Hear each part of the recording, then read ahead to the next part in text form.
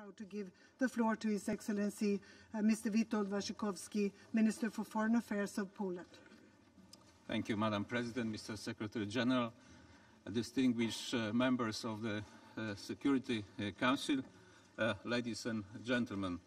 I'm honored to address the Security Council at this open debate on conflict prevention and sustaining peace. I would like to thank you, Madam President, for convening this timely debate.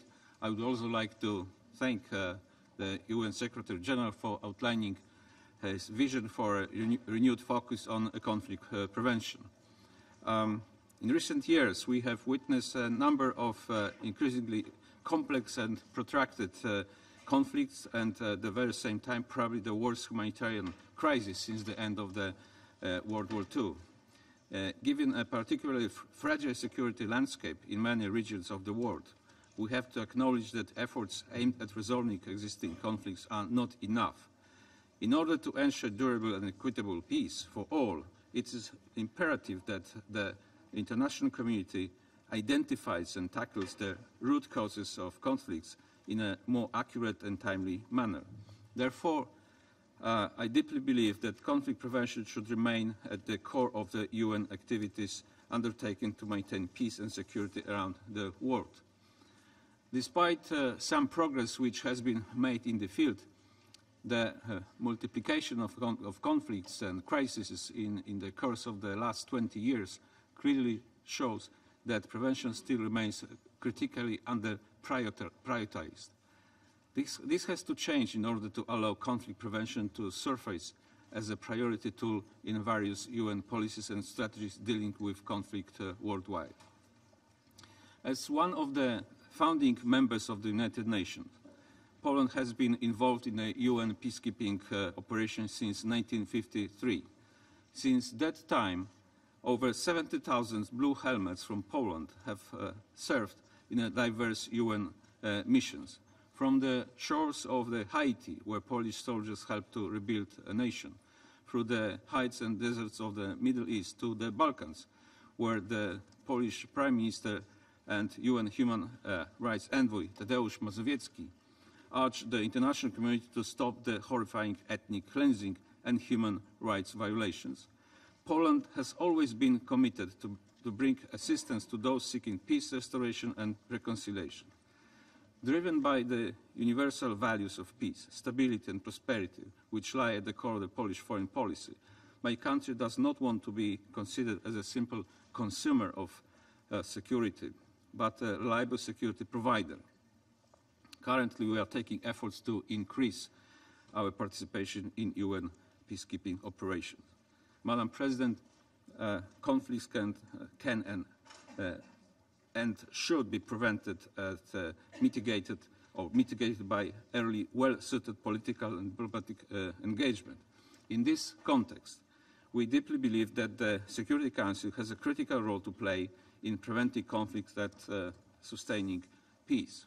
One of the reasons we gathered at today's open debate is our common willingness to address the question: how can the Security Council fully capitalize on opportunities for preventing action? Now I'd like to highlight some areas where Poland believes progress and attention are particularly needed. Firstly, we believe that the Security Council already possesses appropriate prevention tools for effective action, but it is vital to use these tools more often. Horizon scanning briefings by the Secretariat, interactive dialogues, video conferences and DPA briefings can not only contribute to the earlier recognition of warning signs, but also facilitate taking action before these signs deteriorate into an open conflict. Secondly, we think that the Security Council visiting missions should take prevention aspects into consideration in a more effective way. With reference to the regional dimension, Poland highly values dedicated work of the ad hoc working group on conflict prevention in Africa. The group fulfills its mission and ensures continued thematic focus on emerging situations prior to the Council consultation on formal meetings. We would like to strongly advocate using these tools more frequently as well as broadening the scope to encompass other regions of the world. Lastly, Poland believes that the Security Council should not be hampered by the use of veto from taking action aimed at stopping or preventing situations involving war crimes or crimes against humanity. Conflict prevention is an activity of a truly comprehensive nature. First, it requires involvement of a wide range of actors, not only national, regional or sub-regional actors, but also different components of the whole UN system. In this regard, we fully support UNDP's action aimed at supporting national dialogue process, local peace committees, and confidence-building measures. Also, we reiterate our strong support for the implementation of Sustainable Development Goals and Agenda 2030. We are also convinced that the United Nations needs a better and more coherent coordination of work between the Security Council, the Peacebuilding Commission, and various UN missions in the field. In this context, we believe that enhanced consultation between the Security Council and the troop-contributing countries would help adopt the stance of responsiveness to unstable, peace-threatening conditions. Moreover, I would like to underline that conflict prevention requires a cross-pillar and cross-sector approach. A coherent implementation across human rights, peace and security, as well as sustainable development is essential. I would also like to emphasize the importance of effective national conflict prevention policies based on activities such as strengthening transparent and accountable state institutions, fighting corruption, and promoting good governance. Good governance is in pre- and post-conflict settings is one of the crucial factors helping diffuse tension and prevent escalation. Finally, we have to remember that all UN activities are undertaken to maintain international peace and security, such as conflict prevention, mediation, peacekeeping, peace enforcement, and peace building, need to go hand in hand.